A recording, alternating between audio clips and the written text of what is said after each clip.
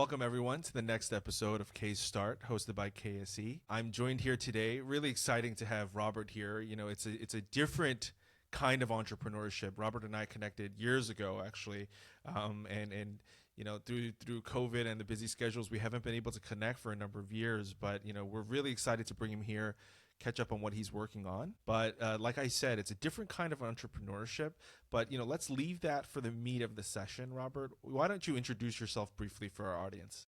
Sure, yeah. Thanks for having me. My name is Robert Lee. I'm one of the co-founders and CEO of Rescuing Leftover Cuisine. I'm a native New Yorker, born and raised in Queens, although I recently moved up to Stamford, Connecticut, so I suppose I can't really say that anymore. But yeah, just really excited to be here and chat more about kind of developments within the space and how we've progressed so far. Yeah. What brought you out to Connecticut? Is that like a COVID move? No. Yeah, basically COVID. I mean, there's so many factors. I think, firstly, all of the rents increasing, it just didn't make any sense to be, Right. around where we were. But it's close enough where we can still afford everything. And Right. yeah, Yeah, I did so hear I the love it. rents in New York were going up like crazy. Yeah. It was insane. Yeah, so ridiculous. We got a nice pandemic deal, but then obviously it was a pandemic deal. So it was only short term. Yeah. All right. Well, you said you were born and raised in New York, right? So I guess you went to school in New York. Like you're kind of like me. Like you just been there forever. Is that right? Forever. Yep, yep. I Yeah. love And it. I mean, Yeah, I grew up in, technically I grew up in Whitestone, went to 194, well, PS 79 and then 194, and then went to Stuye. Was lucky enough to right, go we're to fellow NYU. Sty guys. Yeah. Yes. And then, yeah, lucky enough to go to NYU Stern and then JP Morgan right after that. So pretty much stayed in New York City. I honestly, I love it. Love it. Right. I love New York Well, so City. the name of your company and JP Morgan probably don't jive exactly correctly. But let's talk about that part a little bit, right? So you went to these awesome schools. You grew up in New York, hyper competitive environment. You know, I'm guessing there's an immigrant story in there, like in the background somewhere, Right. right? And you did the thing, right? You went to JP Morgan. You went to the House of Morgan, right? As they say. You went to the House of Morgan and like you left Yeah. and you started this thing. So what was that like? Like what was going through your head? Yeah, I mean, honestly, over the past few years, I've kind of tried to share my own personal story more. And I think, as you said, it really is, it kind of starts with the immigrant background. I mean, my parents were Korean. They came here, like many Koreans do, looking for a better life. And, my dad tried to start a business, but he failed. My mom was, a bank teller in Korea, but, couldn't learn the language, tried to go to Queens College, but dropped out and that kind of thing. And honestly, it was tough. And so, for me, I grew up just kind of thinking that it was, a common or just normal circumstance that there wasn't enough food and that kind of thing. And so, there would be, times we would just eat one bowl of ramen and that would be it. And we would just have, pop and kimchi and kim and that's it. And, those kind of things. So spam would be my normal protein. And so, I feel like growing up like that, I feel like it was one of those things where I really cherished food. And I realized that not everyone cherishes food. A lot of actually people think of food as kind of a convenient thing that you just get out of the way and just move along your day. And you don't really think twice about where that food is coming from. And so you kind of tend to waste a lot of it.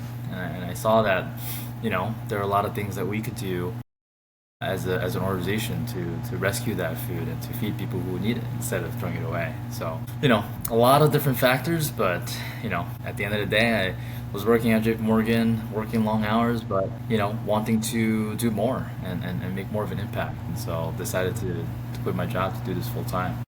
Wow. Take a little You risk. know, it's yeah, yeah. That's actually we're gonna come back to that one. Just because like that risk and are you born to do this is a very common topic that comes up in our episodes, right? Like and the consensus has been that it can't be learned. It's not a learned thing. Like it's a mixture of risk appetite, the way you grew up. Like it's like this amalgam of variables that come in to make an entrepreneurial soul, if you will, and like that soul cannot be kept in like an organization. But we'll come back to that. I mean, the JP Morgan thing, the reason I harp on this a lot is because a lot of our audience, that's the dream, right? So we've talked to people like the best jobs ever, like that's the dream, right? You're a doctor, you're a lawyer. So it's become like this weird podcast where we're basically emphasizing the fact that you need to leave these jobs. That's like it was unintentional, but like No, going I through mean, all I this think story. Yeah. it's a good starting point, right? And I feel like it was my dream for like many years. And I think that like once you get there though, I think you start realizing, hey, like there's more to life and more to kind of your dream that, you wanted. And I think that it's a step in the journey because I think without working at JP Morgan and without doing all the things that got me there, I think I wouldn't have, built up the skill sets and gone through the experiences that, helped me do what I do right now too. Right, right, right, right. Yeah, Yeah, yeah, yeah, but yeah, absolutely. it's like an endorsement to leave those Yeah, yeah, for basically, sure. we're becoming like this anti-Korean dream podcast, right? Like, here are the things I don't know, we're not to building do. on it. Yeah, building on it. Here are the things not to do. Like, do not become a lawyer. Do not become a banker. So you went from JP Morgan, but you had this idea, I guess, like growing up, your background about food, right? And actually, we haven't dived into it, but why don't you do that for us, Robert? Like, tell us exactly what you guys do, right? Like, Yeah, what yeah, what are the absolutely. things that you're doing? Yeah. Yeah, so I started Rescuing Leftover Cuisine in 2013 after actually being a part of a club that brought leftover dining hall food to homeless shelters called Two Birds, One Stone from 2009 to 2013. Through that club, I learned a lot about, food rescue as a concept, learned about City Harvest and Food Bank, learned that they had a minimum pound requirement where they wouldn't go buy for food donations below 50 pounds of food at the time. And essentially, I learned that you can actually donate food and it wasn't illegal. Up until that point, I honestly thought that it was illegal to donate food because that's what everyone told me. Okay. And so when I, was working at that club at NYU, I learned a lot of different, aspects about the work. But essentially, we built upon that club and built Rescuing Left Cuisine as an opportunity to kind of use technology to allow people to be the solution to actually transport that excess food from restaurants, catering companies, various food businesses. We actually started working with City Field this year, and we take all that excess food from those places, bring it to homeless shelters, soup kitchens, food pantries. So that's what we do in a nutshell. You can check us out and volunteer on rescuinglifecuisine.org. It's kind of a perfect time right now where everyone's starting to think about how to give back and that kind of thing as it gets colder. Right, right. How do you guys ensure the quality of the food, I guess, when you're transporting it? Yeah, it's number one priority. I think there's many different ways we do this, but the first is we only work with licensed food vendors. So we don't work with places that make the food at home and things like that. You need to be a commercially operating License, business yes. that's registered, that knows how to make the food in the right ways. And then once they make the food and package it, it's almost as if it's like a catering order, right? So or like a Grubhub or Uber Eats. They make the food, they package it, and then our folks, our volunteers, and our paid rescuers, they go and just rescue the food. They just pick up the food and bring it from point A to point B. They don't open the food. It's like your Grubhub delivery driver doesn't open the food. They don't handle the food. They just pick it up and drop it off. And so, we do that within the standard is basically that potentially hazardous food can't be left out in the temperature danger zone for more than 4 hours. So essentially, we just, do deliveries within 30 minutes. So Right. super quick, drop off, pick up, and we only work with licensed nonprofit recipients too. So homeless shelters, soup kitchens, food pantries, all the places that actually are licensed and able to actually, distribute food to the public. Yeah. Um, yeah, so that's how we make sure that the food doesn't, hurt anybody. How much are you guys doing now? I know we talked, we touched base a number of years ago, but like Yeah, in terms of like quantity or numbers, like what can you share with us? yeah, it's been an exciting time. I mean, when we right before the pandemic, we were rescuing about 1.2 million pounds of food every year, and this year we're rescuing about 4.5. Actually, I think we just passed the 4.5 million mark. We're trying to hit 5 million this year, so it's been incredible to see a lot of growth. We're trying to do even more, and it's encouraging to see because when we first started, people thought it was illegal.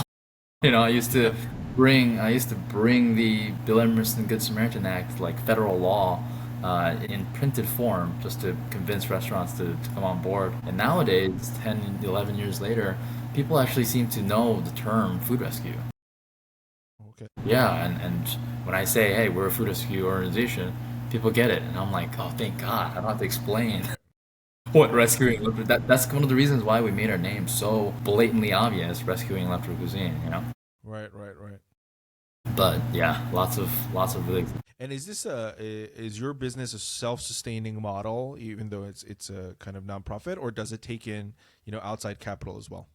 we do take outside capital. I mean, it's a 501(c)(3) nonprofit organization, but we do charge for our services. So we don't. It's not enough to break even on our total operating expenses, but it helps offset the costs, right? So the restaurants and the food businesses we work with, they get enhanced tax deductions, they get food disposal cost reductions, they get positive associations with being associated with a good mission, things like that. So we try to capture some of the value and the bottom line impact that they have. And Yeah. so that's why we charge a nominal fee. It's like $20 a pickup. And so if you do it once a week, it's only like $80 a month.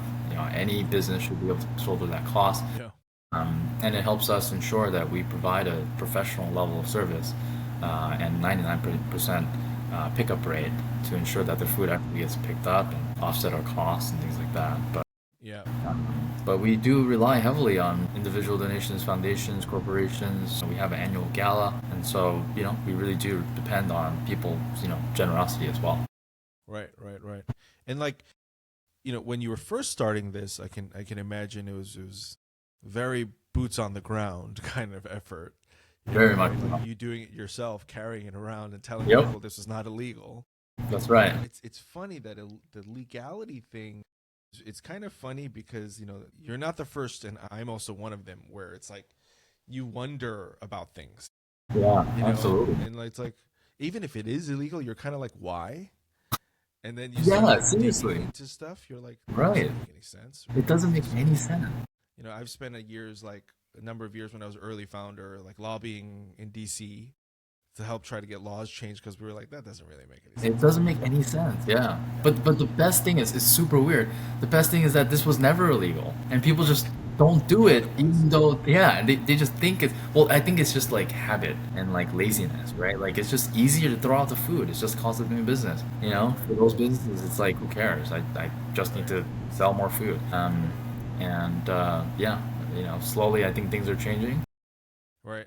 And hopefully we can, get to the point where all excess food is donated instead of throwing it away. But we'll And see. and what are your challenges in scaling right now? Like, is it just people? Yeah. Is it capital? Yeah.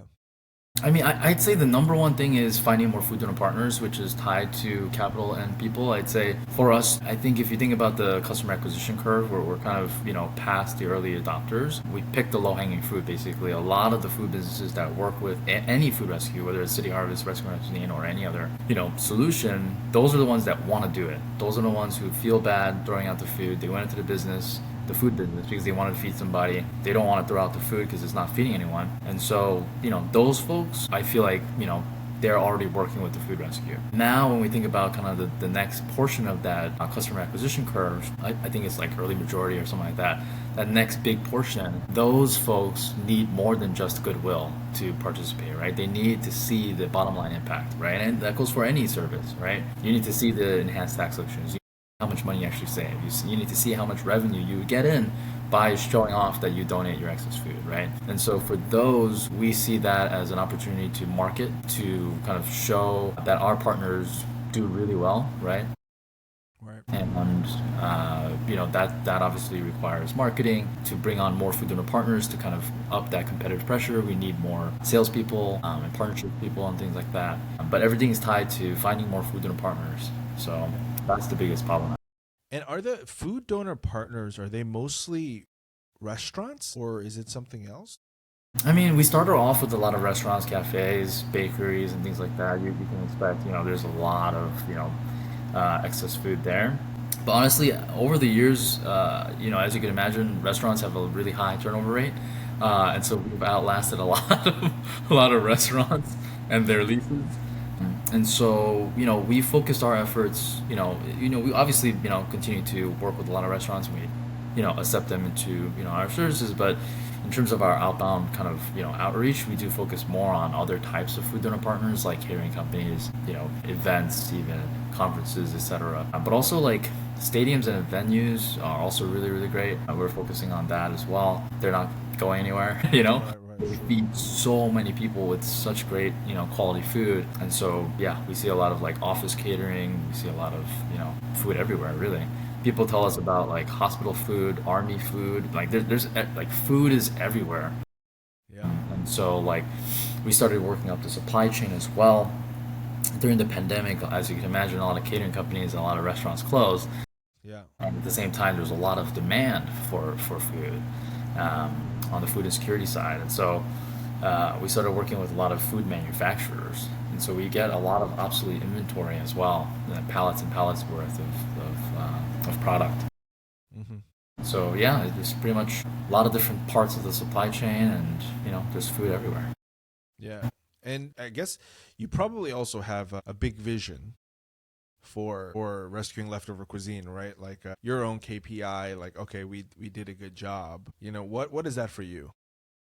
We measure our impact in terms of pounds right now, and we were trying to more than quadruple to get up to the point where we are now from 1.2 to 4.5, hopefully 5 million this year. But as we think about kind of, the vision of living in a world where all excess food is donated instead of thrown away, and slowly getting to the point where really there's like this competitive pressure. I kind of liken it to like the plastic straw to paper straw movement. I feel like overnight everyone was like, yeah, we got to have a paper straw. Yeah, yeah, yeah. I feel like that's kind of what I think is going to happen with us as well, where overnight to people who are not, well versed with this, Right. It people feels like it's overnight. Yeah, yeah, they will feel like, oh my God, food rescue is everywhere. Like everyone, we expect all restaurants to donate their excess food, all catering companies, all, venues. And I think that like that moment for us to get there, the KPI can't just be number of pounds of food. It's got to be number of partners, number of food donor partners, right? And so we're doing a lot of different kind of aspects and thinking about what are the right KPIs, including number of pickups, including number of pallets, that kind of thing. But yeah, at the end of the day, we really want to, get to the point where food rescue is not just understood now, but also just yeah, prevalent everywhere, the yeah. universal standard rather than the exception. You know, that's funny. You brought up the straw issue, and I guess over like the last 4 or 5 years, New York changed so many laws. We're going back to the law thing. Some of it makes sense, some of it doesn't. But yeah, we're going back to the law thing where, plastic bags were banned, Yep. right? Yeah. And yeah, I think you're right about this. The food, we'll call it the food pandemic. Like there's so much left over, right? Yeah. And it's constantly being wasted. One of the things maybe for our audience too, but the way I view a lot of it, you can take it with a grain of salt. It's kind of a dual-edged sword, right? Because all goodwill activity and nonprofit activity comes from a desire to do it, right? And this is for KSC too, not for nothing, but desire to do it. But also, there's a branding aspect, right, of being someone that supports this, Yeah. right? Like, Yeah. doesn't that help you guys as well from a branding perspective? Absolutely. Is that can that trickle down into the marketing into your food partners, right? Like if you're partnered, oh, you're not partnered with Rescuing Leftover. Oh, Right. that's not a good Right, look. exactly. I mean, we think so, right? And I think that like a lot of companies can kind of use that marketing as a way to like show off that they have fresh food, right? Made today, gone today. Like, it's not gone today in the fact that like it's thrown out, but it's like donated, right? So all the food that you're serving a customer is fresh, right? Like there's a lot of ways to kind of, market this. And I think that like more and more people also like they use their dollar votes, right? They buy products at companies that actually share the same values as they do. So I think more and more it'll just become more prevalent, but it's definitely one of those things that can definitely align with marketing efforts of different companies for sure. Yeah. Yeah, yeah, yeah. I mean, yeah, it's just interesting. Like the finance had it kind of speaks to the efficiency of the organization, like in a way. So even as from like a financing perspective, Right. like it could be Absolutely. like a stamp of approval, right? Oh, you guys are really thinking about the whole Right. life cycle of food, Exactly. and Exactly. being hyper efficient about it. All the negative externalities, Right. everything. Yeah. Yeah. Right, absolutely. You were talking about stadiums. We record. It's not live yet. We just recorded an episode with Cup Bop. Have you heard of Cup Bop? I think I have. Yeah, they're all over right now. They're like on That's TV in awesome. Korea and then, yeah, in America. But I'd love to connect you guys. This is separate from the podcast. Yeah, yeah, yeah. Yeah, because they're in like, I think they have 60 locations now in the U.S. That's They're in a couple crazy. of stadiums. Yeah, they're growing like crazy, That's incredible. and it's cup up, so I think it's easy to Yeah, transport. absolutely. That's Yeah. amazing. So yeah, they were. I think they were going to try to do a deal with Mark Cuban, but it never went through. The terms were too onerous. Yeah, I'm sure. From him, I mean, Yeah, yeah. I think it's like a boilerplate thing after Shark Tank. yeah, I'm sure. I'm That's how sure. it goes. And like when you think about donors, I guess for your organization, like what type of donors have been the most helpful for you guys? Yeah, I mean, you're talking about monetary donors, right? Yeah. Yeah, I mean, I think it's interesting. I mean, I think I have a lot of opinions about this, obviously, just because, personally going through this, I think there are some donors that require a lot of handholding, a lot of reporting, a lot of, Mhm. maintenance. And then there are some donors who really trust you, really understand kind of, why you're doing this and realize that, yeah, you're going to make some mistakes. And I think that like, you know, there are lessons to be learned and also, mistakes to be avoided. And if that donor can help you, avoid those mistakes, that's ideal. Mhm. But just as an example, I mean, we receive some government funding that honestly, like, we meet monthly, and it takes 30 minutes to an hour. Mhm. It's not that much. It's probably 0.1% of our overall budget, right? Okay. And at the same time, we have a donor that's roughly 25% of our budget. And that donor doesn't require a monthly touch base at all. They touch base with us once a year. Right. And so, in my perspective, I think, one approach is far better than the other, far more efficient. Sure. And Sure. it's interesting because for nonprofit models, beneficiary is not associated with the actual, customer, right? And so it's interesting because there's a temptation to spend all your time with the customer and not the beneficiary. Mhm. And that's why we charge, right? Because we want to spend more time with that beneficiary to ensure that there's alignment in terms of value. But yeah, in terms of monetary donors, there's a wide range. And, we're looking for the ones, and just with any other, for-profit company, you get to choose your customers, right? And so we like to also say, hey, like, we're not like, desperate to like match with every single donor, right? Like, let's choose our customers. Let's be mindful of the ones that can help us scale and grow bigger in the future, not just the ones that are available to us right this minute. Right. Right. Right. Yeah. Absolutely. I think that's so interesting because that's exactly like investors too, Oh yeah, right? for It's sure, exactly the same, for right? sure, yeah, Where you have somebody that needs constant yep, reporting yep, because they're nervous about something, yeah, yeah, exactly, but in actuality, I think it's like a more of a personal choice, and then there are folks that just don't want to that yeah, actually don't want to talk to you. yeah, yeah. Well, Like, those are true don't call me investors, until you need something. Yeah, yeah, right? Right. If you want to be part of management, then you should get a job with us.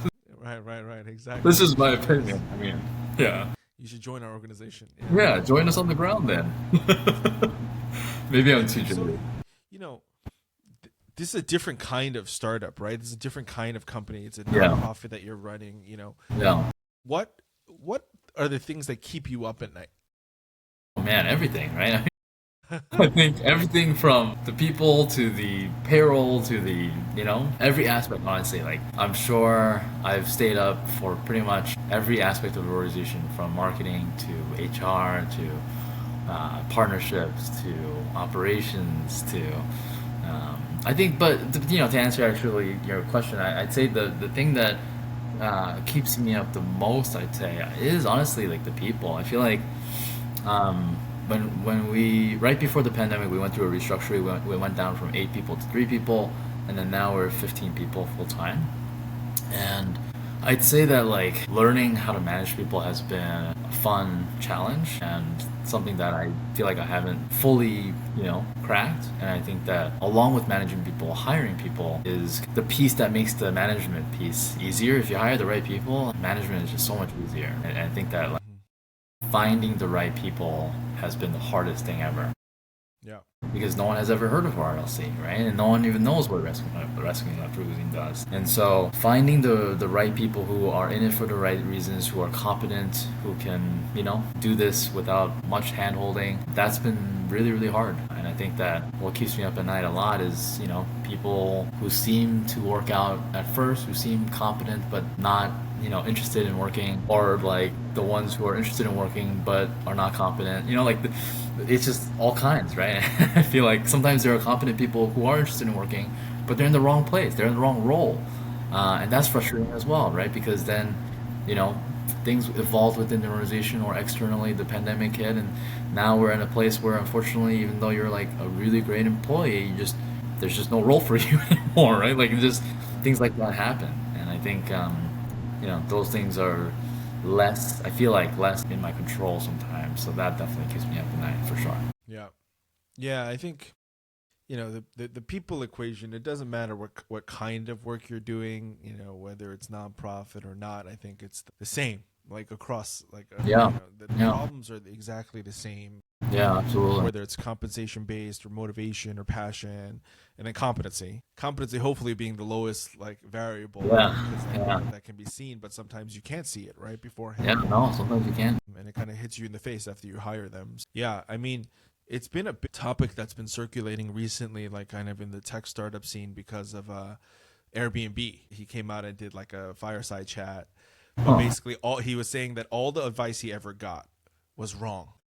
Okay. Right, like while he was scaling up Airbnb, everything that people told him to do, get like really competent managers and have to delegate down and do this and do that. He said he did all of it and none of it worked. And then Really? he just had to find like his way of working with his Yeah. people. Yeah, I totally And get there that. is I totally no get that. For sure. The Discord founder said the same thing. He's like, Yeah. I delegated and I almost like ran the company to ground. So I just like stopped doing that. Like he's like the company just stopped moving. Like Yeah. really, really Yeah. competent people. And Yeah. so, there's these like weird nuances, and then you also forget, I think, your passion for RLC is different than their passion. Right. And you just kind Right. of assume that it's similar, but it's not really that similar. Yeah. And like you have to try to follow that with vision, which I think, you guys are very awesome at. Have you thought of, you know, potentially just instead of growing more organically, which I think you have done very well over the years, but just going big? I mean, I feel like it's interesting because for a nonprofit, like we could spend all the money we have tomorrow and solve hunger for like one neighborhood for one day, right? Right, right. It like we could go big, and I think what we have found is rather than going big, I feel like what matters is, you know, going deep, I guess, right? Yeah. In the impact and having a long term, actual plan and impact. I think that's kind of what we've chosen to do. But it's true. I mean, we could totally, go to the bank, have a huge loan, and just go nuts, right? I feel like that part of it is like what Warren Buffett said, where like some processes you just can't speed up, like Yeah. habit changing and things like this. Like unless we're the government, we can, Yeah. tomorrow decide styrofoam is no longer a thing. But for us, where like it's a habit, and like food businesses are just so used to throwing away food, it's just gonna take time, and it's gonna take a lot of time. I think that, um, we decided to play the long game basically, but still thinking big, right? Still trying Yeah. to figure Oh out yeah, how for to sure. Yeah. make a I big, guess yeah. impact. I wasn't thinking more about like capital deployment or actual execution right now, but when I Yeah. said big, I kind of meant, I guess, more like getting a big partner, right? Mm. And then like scaling, like being able to scale up faster, Yeah. right? Yeah. Yeah. Because you have some big organization basically co-branding it and saying, I sign off somebody on Wall Street or whatever. Yeah. It's like, Yeah. Yeah. I sign Yeah. off on RLC, right? Like, That would be ideal. That would be, I mean, that would be the yeah, best case scenario. I mean, like the big funder, yeah, that I was talking about earlier, the one that donates about a quarter of our budget is Grubhub, for example, right? Like nice. Grubhub is a huge donor of ours, donated, $1.5 million over the last 3 years, and they obviously are a huge connector between restaurants and, Right. and so, obviously with the partnership with Citi Field and things like like that. We're really interested in trying to figure out how to get, yeah, more of those type of partners, and obviously Stevie Cohen, owner of the Mets and stuff like that, backing us. I think it's figuring out the market and what value we provide and capturing some of that value. I think that's Yeah. kind of the key, right? So Yeah. because we've seen a lot over the last 11 years of just being around, like a lot of nonprofits roar into life with a big donor, but without other donors supporting that, Mm, if the big donor gets into a lawsuit or has some I other see. They have to stop. thing, even if the nonprofit does amazing work, it just all comes to the ground. Hmm. That's why I think that having that earned revenue stream is just so important. Diversifying that revenue stream is super important. Yeah. Yeah. I mean that. Yeah, having that component, I think, really changes the game for you guys, right? Where you're not solely reliant on a single form of cash flow, as a nonprofit. Yeah. Um, while you've been working on this over the years, and we talked about it, like everything's kept you up at night, but can you share a story of something like something really tough that happened to you guys and how you got over it, how you solved that problem? Oh, man, yeah, there's so many. Think which one should I tell? I mean, I feel like the part that comes to mind first that was really hard for me was when we first restructured down from 8 to 3, right before the pandemic. I think that was one of the hardest things that I've ever done, mostly because I felt like I really messed up. That was like when we were like maybe 5 to 6 years old, and I was in a mode of like we need to keep expanding and we need to keep like pushing. And I think that I made the decision to hire too quickly and to kind of essentially hope that everything kind of worked out. Essentially, like hiring two salespeople to bring on new food dinner partners, and then hoping that they would generate enough revenue to like keep them employed, basically. Um, and like the math just didn't work out, and at some point in that year, I think it was like 2018, 2019, the our uh, we came to the conclusion that like our cash flow was gonna run out in like 2 or 3 months, and I think it was one of those situations where I was like, there's supposed to be this funder who comes in at this time, but it doesn't. They didn't come through. And for us, similar to many different nonprofits, we generate more than half of our revenue in Q4. Okay. And so it just didn't happen that year, right? And so, it's just one of those situations where I think I overextended myself and the organization. And essentially, I had to sit down to the entire team and say, hey, like, I messed up. Like, I took a risk, I gambled, and unfortunately, I'm not the one that is going to pay. And it was a humbling moment because I realized that I can't gamble like that. I can't do that. And no matter how noble or how important I think the work is, if I'm going to be doing it like this, where I'm effectively throwing a wrench in other people's lives, it just wasn't the way I wanted to do it. Hmm. So, we gave them a lot of time. We gave them the full 3 months to find other work and things like that as much as we could. And, we made it through, but it was definitely a really humbling and disappointing time period. Yep. We had to really restructure a lot of different things. But at the end of the day, we, allowed us to focus more on tech, focus more on automation of a lot of the work that we were doing. And it helped us kind of hone in on the aspects that were working, rather than the, things that really weren't, trying to convince food dinner partners to come on board rather than, finding the low-hanging fruit, right? You Right. don't really convince people making a sale, you just mostly find kind of a conflict, or find a fit with partners, right? Right. Convincing is harder work. I think Right. it requires a lot more time and effort. Yeah, learned a lot of different things, but Yeah. that was definitely one of the hardest things. And I still feel bad. I still feel like, I really messed up, and Yeah. definitely don't want to head that direction again, for sure. But you power through. You've got your share of war scars. Yeah, I suppose so. I Yeah. suppose so. Yeah. Yeah. Yeah. And Some of those people are really good. yeah. I mean, Yeah. it's a very similar vein of all types of entrepreneurship, right? Whether it's nonprofit or for profit. I had a week of runway left, and we had to make a call, and it was the most heart wrenching experience. I went through something similar with the blockchain routes a couple of years ago. Had to let go of 60% of my team, and we decided, and it was a big team, and we decided to do it like in one day. Yeah. Right? We didn't do it over time, so it was like literally took 10 hours, to get it done. And so it was a very eye-opening experience, like you said, right? It was the same thing scaled up too much, and then something really bad happened, Yeah. and it was just something that we couldn't anticipate. But the ability to continue to carry your vision comes from the ability to power through those moments, I think. For So sure. a vision is something very heavy to carry, I realized. Yeah. Yeah. Yeah, because It's that's got to not be worth everything. it too. It has Yeah. to be worth it. Yeah. Yeah. Yeah.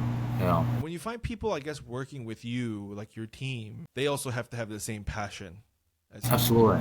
Yeah. Yeah. For sure.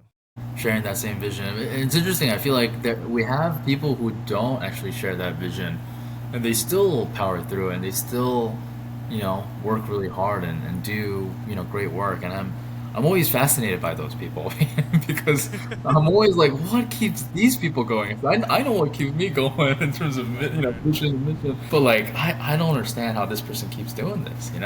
right, right, right. Professionalism, I don't know. It's remarkable. But everyone is motivated by different things. I'm not gonna lie. Probably a lot of people in the audience are gonna ask, "What keeps Robert going?" Because this is not easy. Yeah, yeah, You've foregone a very prestigious and high-paying job to give back to the community in something that requires physical work.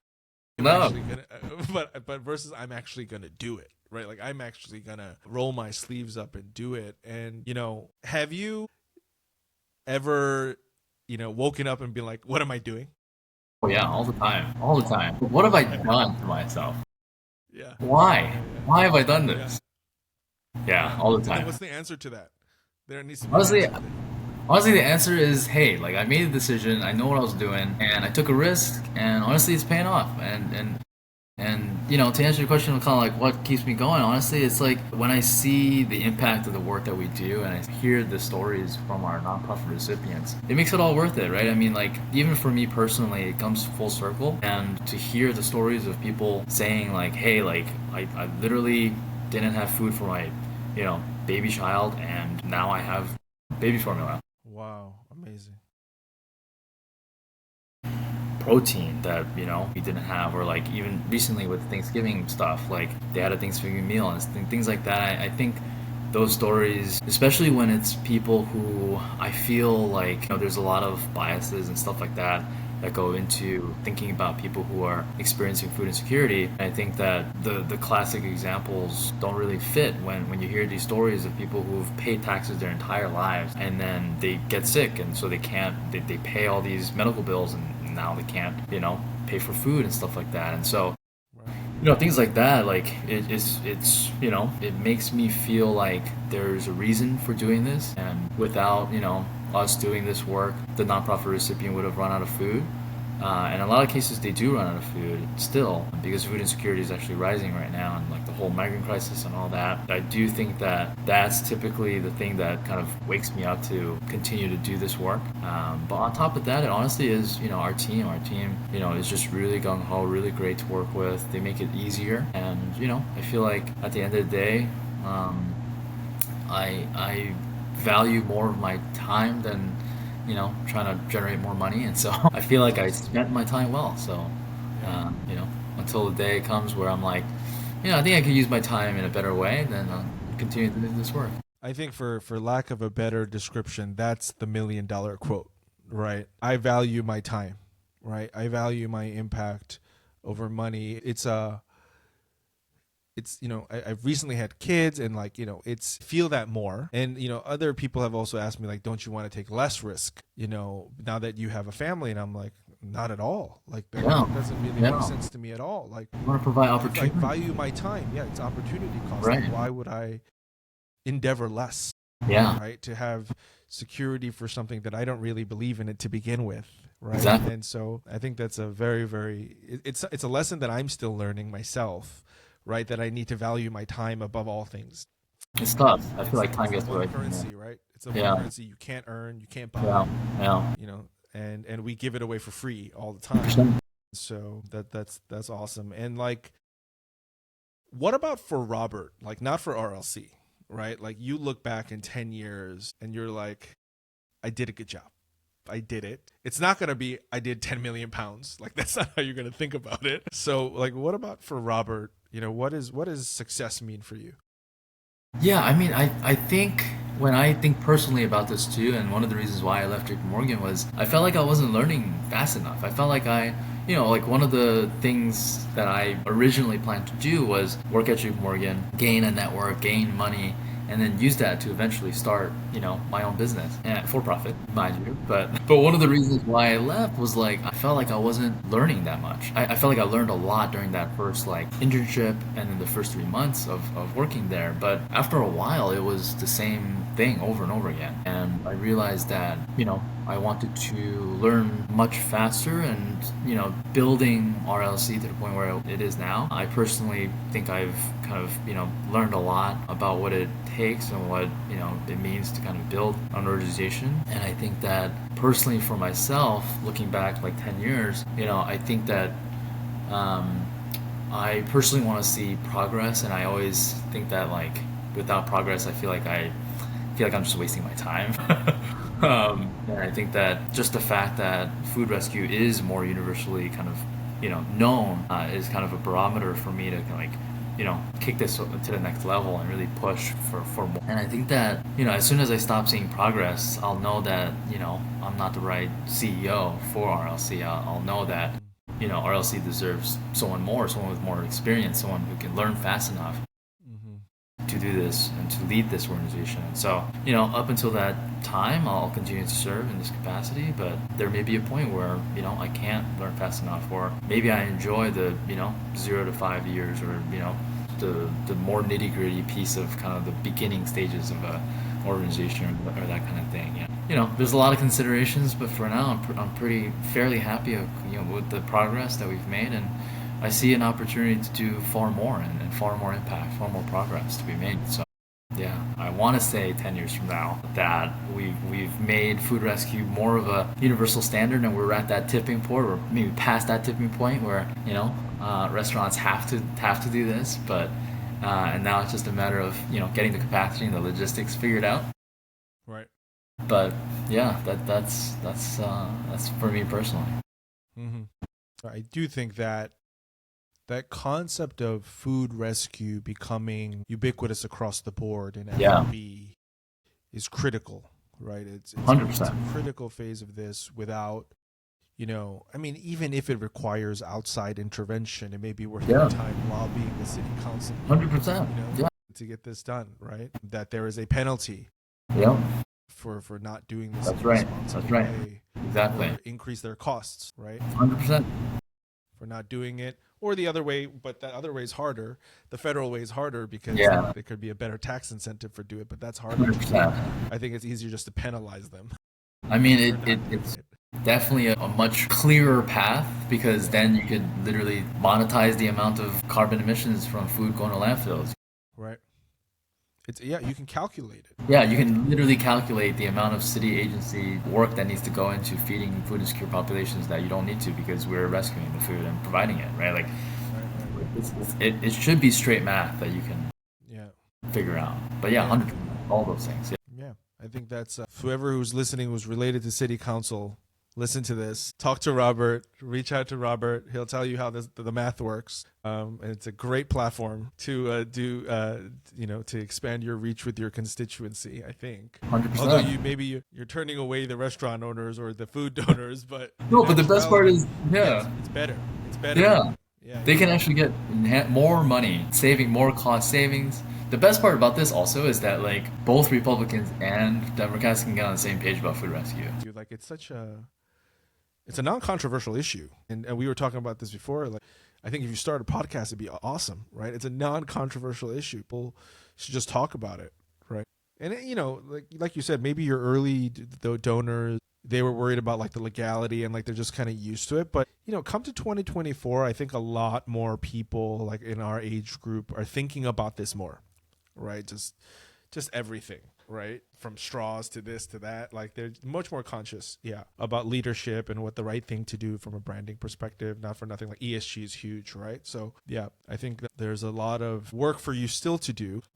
Yeah, yeah.